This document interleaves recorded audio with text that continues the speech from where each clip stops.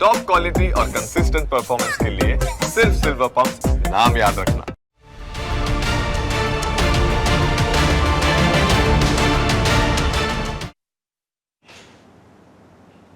નમસ્કાર, આપ જોઈ રહ્યા છો news capital debate of the day સાથે હું છું કુશાગ્ર ભટ્ટ. ગુજરાતની ઓળખ શું છે? ગુજરાતનું ગૌરવ શું છે? જો આ પ્રશ્ન પૂછવામાં આવે તો કરોડો ગુજરાતીઓના મનની અંદર એક જ તસવીર ઉપસી આવે, ગીરનો ગર્જન કરતો હાવજ. સિંહ માત્ર એક પ્રાણી નથી, સિંહ એ ગુજરાતની શાન પણ છે, અસ્મિતા પણ છે અને ગૌરવ પણ છે. દુનિયામાં એકમાત્ર એવી ધરતી જ્યાં એશિયાટિક સિંહો આજે પણ ગર્વથી વિહરે છે. વર્ષો સુધી ગુજરાતે પોતાના સાવજને સાચવ્યા, સંવર્ધન કર્યું અને આજે આ સિંહોની સંખ્યા વધીને 891 સુધી પહોંચી ગઈ છે. પરંતુ હવે એક એવો પ્રશ્ન પણ ઊભો થયો છે જે માત્ર ચિંતાજનક નહીં પરંતુ અત્યંત સંવેદનશીલ પણ છે. છેલ્લા 48 કલાકની અંદર સૌરાષ્ટ્રમાં 2 લોકોના મોત થયા છે. આ મોત સિંહોના હુમલામાં થયા. છેલ્લા 3 વર્ષની અંદર 60થી વધુ હુમલાના કેસ સામે આવ્યા. ખેતરમાં કામ કરતો ખેડૂત હોય, રાત્રે સૂતો મજૂર હોય કે પછી ગામની સીમમાં રહેતો એક સામાન્ય માણસ હોય, હવે આ લોકોના મનમાં એક જ ડર જન્મી રહ્યો છે. તો શું ગુજરાતના સાવજો ખરેખર માનવભક્ષી બની રહ્યા છે કે પછી આ આખી પરિસ્થિતિ પાછળનું કંઈક સત્ય જુદું જ સામે આવી રહ્યું છે? શું સિંહ બદલાઈ ગયા છે કે પછી માણસે જ આ સિંહોના કુદરતી વિસ્તાર પર એટલું દબાણ ઊભું કરી દીધું કે હવે સાવજ અને માણસ આમને સામને આવી રહ્યા છે? આજે સવાલ માત્ર માણસના મોતનો નથી, સવાલ એ પણ છે કે છેલ્લા 2 વર્ષમાં 322 સિંહોના પણ મોત થયા છે. એટલે કે સંઘર્ષ બંને તરફ છે. એક તરફ પોતાના પરિવારનો સભ્ય ગુમાવનાર ખેડૂત અને મજૂર હોય તો બીજી તરફ પોતાનું રહેઠાણ અને વિસ્તાર ગુમાવતો એ સાવજ હોય. આજે આપણે સમજવાનો પ્રયાસ કરીશું કે આખરે આ ટકરાવનું મૂળ કારણ શું છે. ગુજરાતનો ગૌરવ ગણાતો એ સાવજ અને ગુજરાતનો જ એ ખેડૂત બંને બચી શકે એવો રસ્તો શું છે? ચર્ચા કરીશું આના પર જ કે અત્યારે સમગ્ર જે પરિસ્થિતિ એક બાદ એક સામે આવી તેની પાછળ હવે કયા એવા પગલાં ભરવા જોઈએ કે જેને કારણે આ બંનેને બચાવી શકાય અને શું આની પાછળ ક્યાંક બીજું કંઈ રાંધાઈ રહ્યું છે. આ તમામ બાબતે આપણે ચર્ચા પણ કરવાની એટલી જરૂરી બની છે કારણ કે અત્યારે તમામ પરિસ્થિતિ એ જ છે. છેલ્લા ઘણા સમયથી સિંહોના હુમલા અને આ સિંહોના હુમલા બાદ અત્યારે વધતા જે મોત છે તે પણ અત્યારે ચિંતાજનક છે. પરંતુ અત્યારે આપણી આ મુદ્દે ચર્ચા કરવાના છે, તેના પાછળના કારણો પણ સમજવાનો પ્રયાસ કરીશું અને સાથે જ આ બંને પરિસ્થિતિમાંથી બહાર કેવી રીતે આવી શકાય તે વિશે પણ અત્યારે આપણે અનુમાન લગાવીશું. મનીષભાઈ વૈદ આપણી સાથે વન્ય પ્રાણી માનવ સંઘર્ષ વિશ્લેષક છે, તે આપણી સાથે જોડાયા છે. આપનું સ્વાગત છે. વિપુલભાઈ લહેરી આપણી સાથે જોડાયા છે. સાથે જ મહેશભાઈ સોડવડિયા પણ આપણી સાથે જોડાયા છે. આપ તમામનું સ્વાગત છે. મનીષભાઈ, સૌથી પહેલાં આપનાથી શરૂઆત કરીએ કારણ કે આ પ્રશ્ન અત્યારે ખૂબ જ ગંભીર બની રહ્યો છે, એક ચિંતાજનક પણ બની રહ્યો છે કારણ કે સિંહોની અત્યારે વસ્તી વધી અને સાથે મનુષ્ય સાથેનો સંપર્ક પણ તેમનો વધી રહ્યો છે. શું તેની પાછળ જ આ તમામ કારણો અનુભવાઈ રહ્યા છે? એકદમ સાચી વાત છે કે આપણે એક બાજુ ગૌરવ અનુભવીએ છીએ, સિંહ જેમ જેમ વધી રહ્યા છે પણ એની સાથે સાથે આપણી ચેલેન્જીસ પણ વધી રહી છે.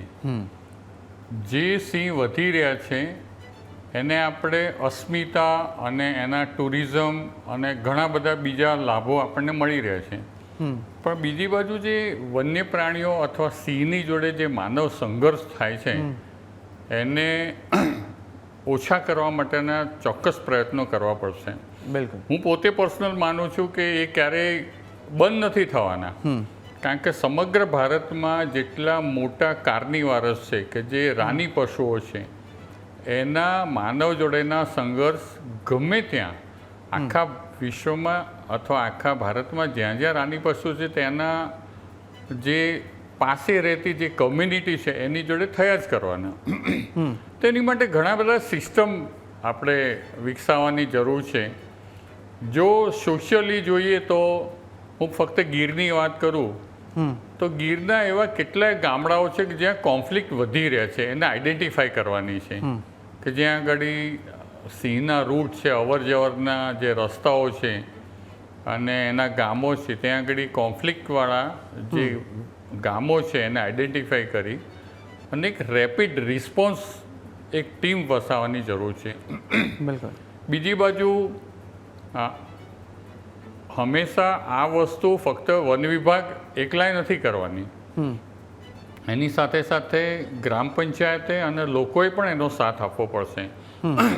જેમ કે આપણે રાત્રિના શક્ય એટલા ઓછા અવર જવર કરવું પડશે કે જે સિંહવાળા અથવા દીપડાના જે વિસ્તારો છે ત્યાં આગળ, કાં તો પછી આપણા વ્હીકલમાં હોઈએ. પણ હમણાં જે છેલ્લે ઘટના બની જે પરપ્રાંતીય એક છોકરાને સિંહે મારી નાખ્યો, એનું મુખ્ય કારણ હતું કે રાત્રિના સમયે એ નીકળતો હતો, ત્યાં લાઇટો નથી, સિંહનું વિઝન રાત્રે વધી જાય અને સડનલી એન્કાઉન્ટર થઈ જતા હોય છે કે તમે સિંહની અચાનક પાસે આવી જાઓ અથવા સિંહ અચાનક તમારી પાસે આવી જાય ત્યારે આવી ઘટનાઓ ઘટતી હોય છે.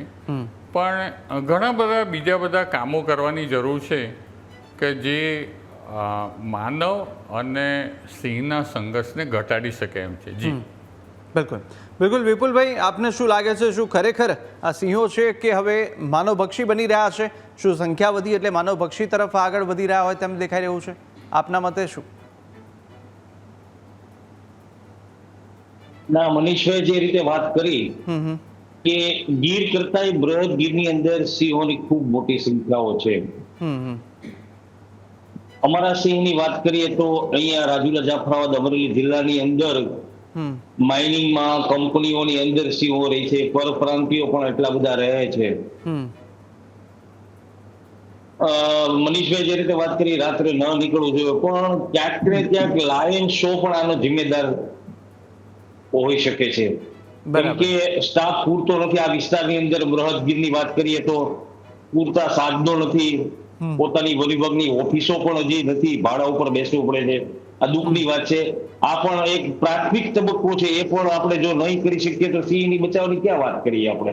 એટલે પ્રથમ તો આ વિસ્તારોમાં પોતાની વન વિભાગની ઓફિસ, સ્ટાફ, હથિયારો, વાહનો, સિંહની ખૂબ મોટી સંખ્યાઓ છે આ વિસ્તારની અંદર.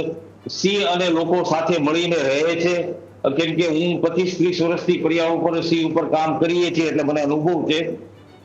ક્યારે એટેક નથી કરતા, પણ આ રીતે જે રીતે નજીક આવી જાય અથવા એમને કાકરી ચાળા કર્યા હોય, સેલ્ફી પાડવા માટે નજીક લોકો જતા રહી છે. અને ક્યાંક ને ક્યાંક સ્ટાફ ઓછાની હિસાબે રાત્રિનું જે પેટ્રોલિંગ થવું જોઈએ ને એ નથી થતું. એ દુઃખની વાત છે. બિલકુલ બિલકુલ. મહેશભાઈ, આપ શું કહેશો? હુમલાઓ વધી રહ્યા છે અને હવે કેટલી તકેદારી, કેટલી ચિંતા અને આની પાછળના કયા કયા કારણો જવાબદાર ગણાય? થેન્ક યુ સાહેબ. પહેલા તો આપનો ખૂબ ખૂબ આભાર કે ન્યૂઝ કેપિટલના માધ્યમથી હું છેલ્લા ઘણા દિવસોથી જોઈ રહ્યો છું કે આ જે સિંહ અને દીપડા માનવભક્ષી બની ગયા છે. માનવભક્ષી હું બધા સિંહને કે દીપડાને નથી કહેતો, પરંતુ ઘણા સિંહો જે રેવન્યુમાં આવીને આવી ઈજાઓ કેટલાય લોકોને એન્જર કર્યા છે. સાહેબ, છેલ્લા 2016 થી 26 સુધીની વાત કરું તો લગભગ 12 કે તેનાથી વધારે માનવોનો ભોગ લેવાઈ ચૂક્યો છે સિંહ દ્વારા.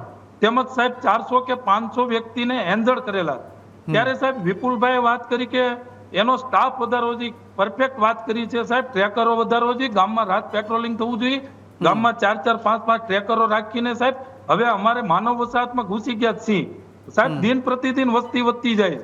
જ્યારે છેલ્લી વસ્તી ગણતરી સિંહોની થઈ ત્યારે ટોટલ સાહેબ ગુજરાત સ્ટેટની અંદર સિંહોની ગણતરી 891 જેવી થઈ હતી સાહેબ. એમાંથી માત્ર અમારા અમરેલી જિલ્લામાં સાહેબ 257 કે એનાથી વધારે નોંધાણા હતા. અત્યારે તો 300 ઉપર છે. હમણાં એક સાહેબ ડિબેટમાં કહેતા હું સાંભળું 300 ઉપર સિંહ છે. એટલે સાહેબ અત્યારે કૂતરાની જેમ ભટકે છે સિંહો. સિંહ સાહેબ જંગલનું ઘરેણું છે સાહેબ, ગુજરાતનું ગૌરવ છે, આન બાન શાન છે. અમે પણ પ્રકૃતિ પ્રેમી છીએ, પણ સાહેબ આવા માનવભક્ષી સિંહ બને છે ત્યારે એને તાબે કરવા જોઈએ, એને કોર્ડન કરવા જોઈએ.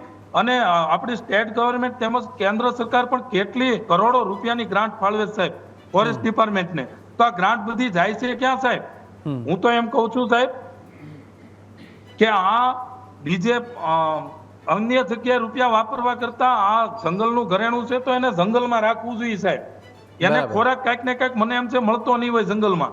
રેવન્યુમાં આસાનીથી એને ખોરાક મળી જાય છે અને હવે તો ગામોમાં ઘૂસીને ગાયોના મારણ કરે છે સાહેબ મારું જ આંબડી ગામ છે સાહેબ, છેલ્લા અઠવાડિયા પહેલા 1 અઠવાડિયું સતત સિંહોએ ધામા નાખ્યા હતા અમારા ગામમાં સાહેબ. અમારે રાતે નીકળવું મુશ્કેલ હતું સાહેબ. અમારા બાળકોને 8 વાગ્યામાં કઈક લેવા મોકલવા હોય ગામમાં તો અમે મોકલી નથી શકતા. અરે ક્યાંક ને ક્યાંક અમને ડર લાગે છે કે અમે પણ ડરીએ છીએ. તો બાળકની વાત તો દૂર છે સાહેબ, બહાર નીકળતા અમે ડરીએ છીએ.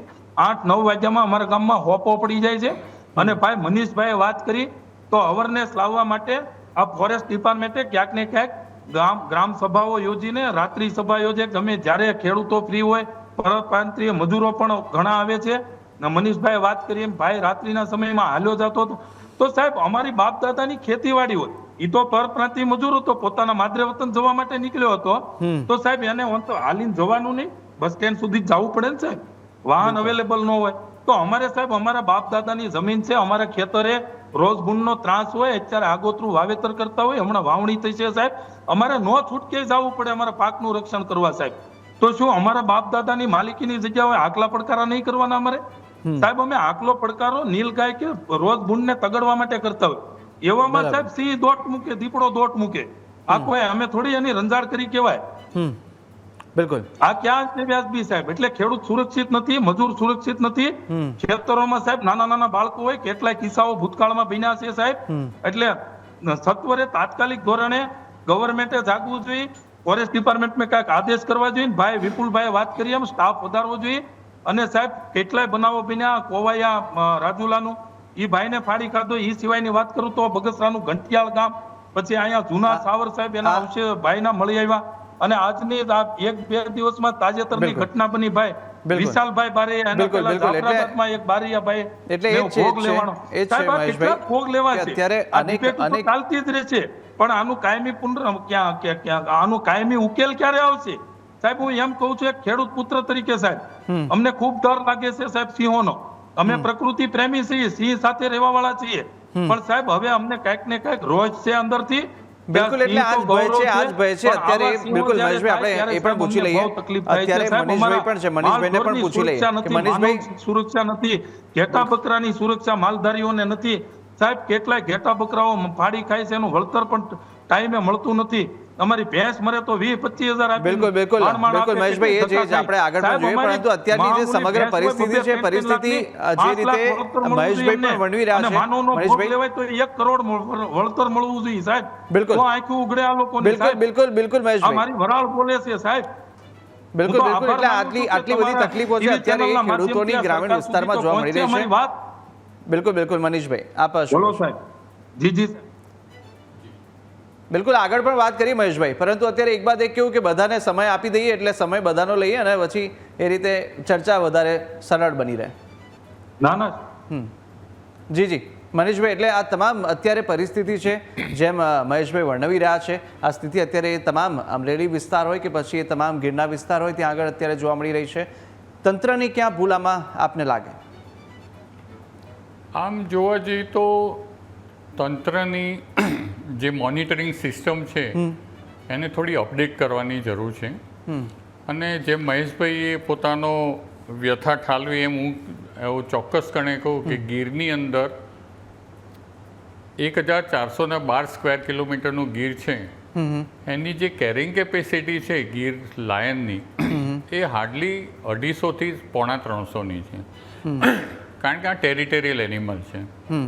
એટલે આમ જોવા જઈએ તો અત્યારે 550 થી વધુ સિંહો ગીરની બહાર છે અને સીધા જ માણસોના સંપર્કમાં સંઘર્ષમાં આવી શકે એમ છે.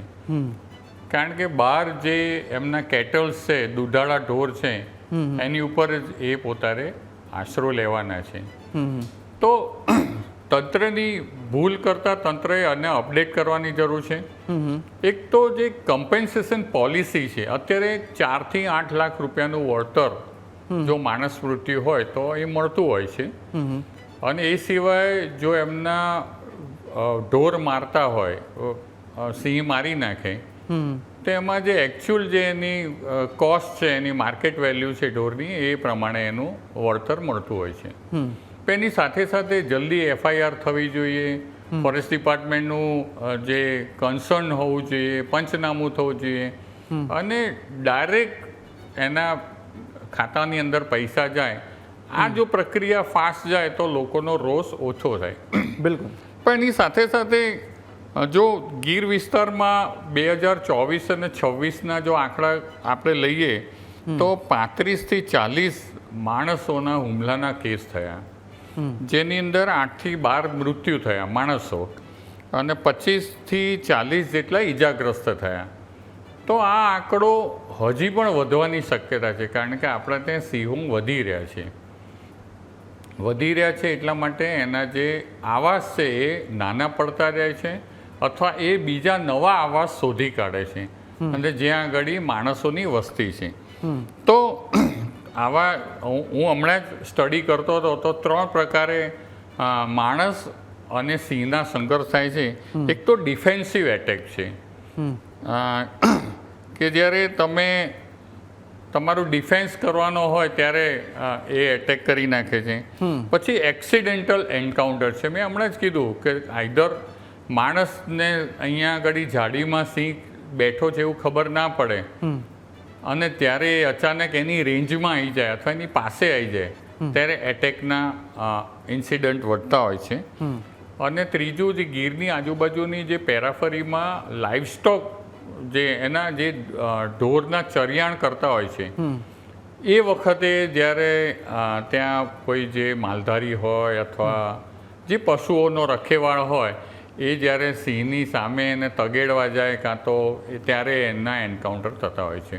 એટલે 3-4 કારણો બહુ એટલે એના કારણે થતું હોય છે. પણ આને હજી એક પોલિસી લેવલે લાવવાની વાત કરવાઈ છે કે મેં ફરીથી કહું છું કે તમે આને એકદમ સદંતર બંધ નથી કરી શકવાના, એવી કોઈ આપણી જોડે ચાવી નથી. પણ એને મિટિગેટ કઈ રીતે કરવું એ આપણી એક પોલિસીની અંદર હોવું જોઈએ. એના અમે તમને કારણો બતાવ્યા. બિલકુલ. તો સિંહ છે એ એક જાતનો રિસ્પેક્ટેબલ એનિમલ પણ ત્યાં આગળ છે, જેમ હમણાં મહેશભાઈએ કીધું કે પોતે પ્રકૃતિ પ્રેમી છે પણ એમની વ્યથા છે. તો સરકારે એક સહઅસ્તિત્વની સાથે સાથે કોન્ફ્લિક્ટ, જ્યાં ઘર્ષણ કઈ રીતે થાય છે એ બંનેનો સમન્વય કરીને એક નીતિ બનાવવાની જરૂર છે. જી બિલકુલ. બિલકુલ વિપુલભાઈ, આપને શું લાગે છે કે આ તમામ વાતો મનીષભાઈએ તો કીધી, પરંતુ શું હવે એ વિસ્તરણની પણ જરૂર પડશે? કારણ કે સિંહની સંખ્યા પણ વધી રહી છે. તો શું હવે એ દિશામાં પણ ક્યાંક તંત્ર સરકાર એ નિર્ણય કરે અને વિસ્તરણ અને એ લોકોને યોગ્ય સાનુકૂળ એન્વાયરમેન્ટ મળી રહે તે દિશામાં પ્રયાસ હવે વધુ પ્રબળ કરવાની જરૂરિયાત જણાઈ રહી છે આપને? એ સાચી ને રાજકીય ને તો એ બહુ મોટી વાત છે. અમારા જ વિસ્તારની હું વાત કરું, જાફરાબાદ તાલુકાના બાબરકોટમાં રિઝર્વ ફોરેસ્ટની 75 હેક્ટર જમીન માઇન્સને ખાનગીકરણ કંપનીને આપવા જઈ રહ્યું છે. અચ્છા. તો ત્યાં 50 સિંહો નોંધાણા છે અને આખો કોરિડોર છે એ વિસ્તાર. તો હવે સરકારે જો આવી જમીન આપી દેશે માઇનિંગ માટે તો સિંહો ક્યાં જશે? ઘર્ષણ તો હજુ ખૂબ વધશે. આ નહીં ચાલે, કેમ કે રિઝર્વ ફોરેસ્ટ તમે આપી દો તો એ થોડું ચાલશે. આગામી દિવસોની અંદર 5 તારીખે જુનાગઢની અંદર મહાસંમેલન થવા જઈ રહ્યું છે આ બાબતે. ભારતભરના, ગુજરાતભરના પર્યાવરણ પ્રેમીઓ એક મંચ ઉપર આ જ મુદ્દા ઉપર એકત્રિત થવાના છે અને આપને પણ હવે ટૂંક સમયમાં ખ્યાલ આવશે. તો મારું તો એવું માનવું છે કે સિંહોની સંખ્યા વધી, એની સાથે સાથે મેનેજમેન્ટ પ્લાન, જે મેનેજમેન્ટ પ્લાન ગીરની અંદર છે એ પ્રમાણે બૃહદ ગીરની અંદર પણ કરવો પડશે. આજે આપણે લાયન પ્રોજેક્ટની વાત કરીએ છીએ, સરકાર પણ સિંહોના નામ ઉપર કરોડો રૂપિયા કમાય છે. વાસ્તવિકતા જે ગ્રાઉન્ડ ઉપર છે એ ક્યાંય જોવા મળતી નથી. આજે હું તમને કહું કે પાણીની કુંડીઓ ભરાતી નથી, તો સિંહ તો નહીં કહે કે ભાઈ પાણીની કુંડી ભરો. એના માલધારીઓ છે એ ભરે છે એટલે સિંહ સચવાય છે. આ રીતે હાચા હકદાર તો અમારા માલધારીઓ છે હો સાહેબ, કેમ કે અમારા વિસ્તારની અંદર સિંહ છે ને એટલા કર્મચારીઓ નથી. આ દુઃખની વાત છે સાહેબ. અને અમારા વિસ્તારમાં તો લોકોએ સિંહના મંદિર બનાવ્યા છે સાહેબ અમારા વિસ્તારમાં. એટલે સિંહ અને લોકોની સાથે સારો એવો સુમેળ છે. પણ ક્યાંક ને ક્યાંક આ વસ્તી વધી છે. જો આવા રિઝર્વ ફોરેસ્ટમાં જતા રહેશે તો સિંહ ક્યાં જશે? આપણે બીજા રાજ્યોમાં મોકલવા નથી, તો પછી આનો ઉપાય શું? એટલે ખૂબ ચિંતાની વાત છે. કોઈ વિકલ્પ આપના ધ્યાને છે ખરું?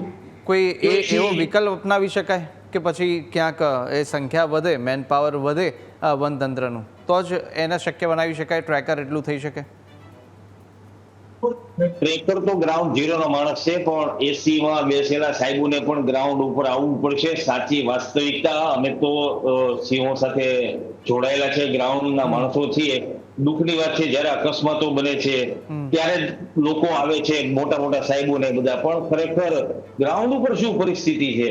અમારે તો અહીંયા રેલવે ટ્રેક પણ એટલો નીકળે છે, હાઈવે પણ ભાવનગર સોમનાથ, એમાં તમે જોયું હશે સિંહોની ખૂબ મોટી સંખ્યા છે. તો આની માટે મારે તો એવું જ કેવું છે કે ટેકનોલોજીનો ઉપયોગ કરવો પડશે, એઆઈ નો પણ ઉપયોગ કરવો પડશે, અને સ્ટાફની ભરતી મોટા પ્રમાણમાં કરશો તો જ આ બધા સિંહોને આપણે બચાવી શકીશું. બાકી આપણે કહીએ સિંહ અમારું ગૌરવ છે, ગૌરવ છે, વાત 100% સાચી, પણ આવો બનાવ બનતા જ રહે. વચ્ચે હું તમને કહી દઉં, આજે જ એક જાફરાબાદ તાલુકાના મામરકોટ ગામની અંદર આજે જ એક સિંહ લોકોની પાછળ દોડતો હતો, એક રિક્ષા પણ ઊંધી પડી ગઈ. હમણાં કલાક પહેલાની વાત કરું છું તમને.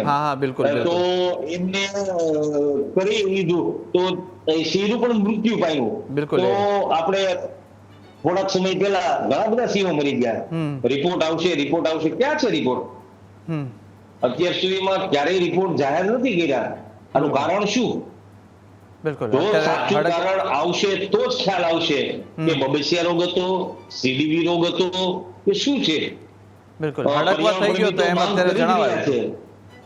એટલે આમાં મંત્રી શ્રી કાંઈક બોલે, અધિકારી સાહેબ કાંઈક બોલે, ગ્રાઉન્ડ ઉપર કાંઈક અલગ હોય છે. એટલે જે પારદર્શકતા હોવી જોઈએ એ સાહેબ આમાં ક્યાંય દેખાતી નથી. બિલકુલ મહેશભાઈ, આપના મતે છેલ્લા કેટલા સમયથી આ સિંહોની અવર જવર છે રેવન્યુ વિસ્તાર, રહેણાંક વિસ્તારોની અંદર વધી હોય અને આપે અનુભવી હોય, હાલ કેવા ભયના માહોલ અત્યારે ગ્રામીણ વિસ્તારોમાં, એ તમામ વિસ્તારોમાં છે, અને સાથે કઈ અપેક્ષાઓ આપ રાખી રહ્યા છો તંત્ર પાસે? સાહેબ, ખૂબ ભયનો માહોલ છે, અને તમે અવર જવર વધવાની વાત કરતા હોય તો સાહેબ અમારા બાપ દાદા ખેતીવાડી જ કરતા અને ખુલ્લા ખેતરમાં હુતા રહેતા ખાટલો નાખીને અમારા પાકના રક્ષણ માટે. ત્યારે અમારે કોઈ પ્રોબ્લેમ નહોતો આજથી વર્ષો પહેલા. પરંતુ સાહેબ છેલ્લા 8-10 વર્ષથી એટલી રંજાડ વધી છે સિંહોની. અને સાહેબ સિંહ અને માનવ, ખાસ કરીને ખેડૂત સાથે રહેતા, એટલો એને સંઘર્ષમાં આવતા. પરંતુ સિંહ ક્યારે માનવભક્ષી હતો નહીં. માઇનોર ક્યારેક ભાગ્ય કોઈ કિસ્સો બન્યો હોય, પણ છેલ્લા 7-8-10 વર્ષથી સાહેબ સિંહો રેવન્યુમાં આવતા થયા, અને રેવન્યુમાં આવીને પણ કોઈ એને સંચેડ્યા હોય કે જે કાંઈ થયું હોય, પણ ભોગ બીજા બને છે. પરંતુ સાહેબ ખેતરોમાં રહેવા કરતા હવે તો એને ખેતરોમાં તો વસવાટ કર્યો, પણ અમારી ગામની શેરીઓમાં કૂતરાની ઘોડે ભટકતા છે સાહેબ, કૂતરાની છે. તો કહેવાનું એ છે સાહેબ કે આનું સોલ્યુશન કરવા માટે વિપુલભાઈ વાત કરી, વાત મહત્વની છે. અને હજી હું રિપીટ કરીશ સાહેબ કે આ ફોરેસ્ટ ડિપાર્ટમેન્ટમાં એનો સ્ટાફ વધારવો જોઈએ, ટ્રેકરો વધારવો જોઈએ, ગામો ગામ ટ્રેકરો મૂકવા જોઈએ, રાત પેટ્રોલિંગ થવું જોઈએ. સાહેબ, ખૂબ ભયનો માહોલ છે આ તમામ ગામડાઓની અંદર. અમારી બાજુમાં જ મિતિયાળા બીટ સાહેબ આવેલું છે, માત્ર 5 કિલોમીટરની ત્રિજ્યામાં. અને સાહેબ અમારા આ વિસ્તારમાં તો જંગલમાં તો સિંહ રહેતા હોય કે ન રહેતા હોય ખબર નથી, 12 મહિના એના આટા ફેરા તો સાહેબ અમારા ગામડાઓમાં જ હોય છે. ક્યાંક ને ક્યાંક મેં પેલા વાત કરી એમ એને આસાનીથી એનો શિકાર પણ મળી રહી છે, જંગલમાં નહીં મળતો હોય. તો સાહેબ એને જંગલમાં પૂરતી ફેસિલિટી મળી જાય એવી વ્યવસ્થા કરવી જોઈએ, એનો શિકાર મળી રહે એવી પણ કંઈક વ્યવસ્થા કરવી જોઈએ. જંગલ વધારવું પડે તો જે જરૂરી હોય એ કરવું જોઈએ. ક્યાંક ને ક્યાંક મને એવું લાગે છે કે સિંહને જંગલ ઓછું પડતું હોય છે, એટલે સાહેબ ખૂબ તકલીફ છે. પહેલાના સમયની વાત કરીએ તો આવી તકલીફ નહોતી, અત્યારે ખૂબ ભયનો માહોલ છે તમામ ગામડાઓની અંદર. એટલે મેં વાત કરી એમ ટ્રેકરો સ્ટાફ વધારે માહિતગાર કરે, ગામડાઓની અંદર જાગૃતિ લાવવા માટે, અવેરનેસ લાવવા માટે સભાઓ કરવી જોઈએ, અને કેમ ઘર્ષણ ટાળી શકાય, કેમ સિંહ દીપડાથી બચી શકાય, આવું બધું માર્ગદર્શન આપવું જોઈએ. તો કાંઈક ને કાંઈક ગાઈડન્સ મળે લોકોને. અને મજૂરોને પણ બોલાવવા જોઈએ, કારણ કે મોસ્ટલી સાહેબ મજૂરો ખેતરોમાં અત્યારે રહેતા હોય છે હાલના યુગમાં. ત્યારે સાહેબ બસ એ જ એનું ઓપ્શન છે, બાકી તો એનો કોઈ રસ્તો છે નહીં. એટલે ખૂબ ડર છે, અને તાત્કાલિક આવા સિંહોને તાબે કરવા જોઈએ, દીપડાને તાબે કરવા જોઈએ. આજે જ હજી એક બગસરા તાલુકામાં એક 10 વર્ષના બાળકની દીપડાએ ઈજા કરી છે, એન્જર્ડ કર્યો છે. બિલકુલ, ઈશ્વરને પ્રાર્થના કરીએ કે એ સુરક્ષિત બચી જાય. બિલકુલ મનીષભાઈ, અને સાથે જ એક ટૂંકમાં પણ એક કોઈ ઉકેલ આ તમામ સમસ્યા છે બંનેને બચાવી શકાય એ માટે કોઈ આપની પાસે એવો કોઈ ઉકેલ હોય એ ટૂંકમાં આપની પ્રતિક્રિયા, કે પછી કોઈ એવી પ્રાયોરિટીમાં કયા વિકલ્પ અત્યારે અપનાવવા જોઈએ? હા, જે ઉકેલની મેં વાત કરી કે એક તો નીતિ બરાબર બનાવવી પડે, અને જે વન્ય પ્રાણીઓ છે હ્યુમન એરિયામાં આવતા ઓછા થાય એટલા માટે ખેડૂતોએ એના જે ઢોરના જે એન્ક્લોઝર છે ત્યાં રાખવાની એને કવર્ડ રાખવા પડશે. કારણ કે ઘણીવાર શું સિંહ ત્યાં આગળ એને લાલચમાં આવતા હોય છે અને પછી સીધા માણસ જોડે સંઘર્ષ થતા હોય છે.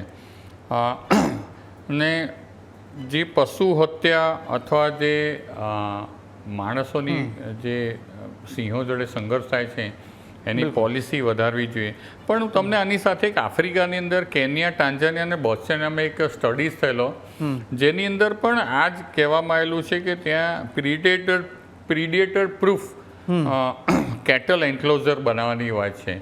તો એ પણ બનાવી શકાય. રાત્રિની મૂવમેન્ટ ઓછી કરવી જોઈએ, અવેરનેસ પ્રોગ્રામ કરવા જોઈએ અને વધારે સ્ટાફની જરૂર છે. કદાચ ગીરમાં હજી પણ સ્ટાફ ઓછો હોય તો પછી તમે એને વધારી શકો. સારા ટ્રેનિંગની જરૂર છે, સારા ઇન્ફ્રાસ્ટ્રક્ચરની જરૂર છે, રેસ્ક્યુ સેન્ટરની જરૂર છે. હમણાં CDV આવ્યો તો લેબોરેટરીની જરૂર છે. તો આ બધા જ જો તમે સંસાધનો હશે તો એટલા એના ઉપાયો જલ્દી થઈ જશે. જી બિલકુલ બિલકુલ મનીષભાઈ, અને સાથે જ આપ તમામ અમારી સાથે આ ચર્ચામાં જોડાયા, ભાગ લીધો તે બદલ વિપુલભાઈ, મહેશભાઈ અને મનીષભાઈ આ તમામનો આભાર. ત્યારે આજની આ ચર્ચા અને તેનાથી એક વાત તો સ્પષ્ટ થઈ ચૂકી છે કે જ્યાં સમસ્યા માત્ર આ સિંહોની નથી પરંતુ માત્ર માણસોની પણ નથી. આ પ્રશ્ન છે વધતા માનવ વન્યજીવન સંઘર્ષનો. ગુજરાતનો સાવજ આપણા સૌનું ગૌરવ છે, પરંતુ માનવ જીવન પણ એટલું જ કિંમતી છે. જરૂર છે એવા ઉકેલની જેવા સાવજ પણ સુરક્ષિત રહે અને માણસ પણ સુરક્ષિત રહે. હાલ આશા રાખીશું કે આ જવાબદાર તંત્ર અને સમાજ મળી અને આ તમામ પડકારો છે તેનો એક રસ્તો શોધશે. અને હાલ અમારી આ વિશેષ રજૂઆત હતી, તેની અંદર બસ આટલું. વધુ મહત્વના સમાચાર અપડેટ માટે ન્યૂઝ કેપિટલના તમામ સોશિયલ મીડિયા પ્લેટફોર્મ પર ફોલો કરી શકો છો. મને આપશો રજા. નમસ્કાર.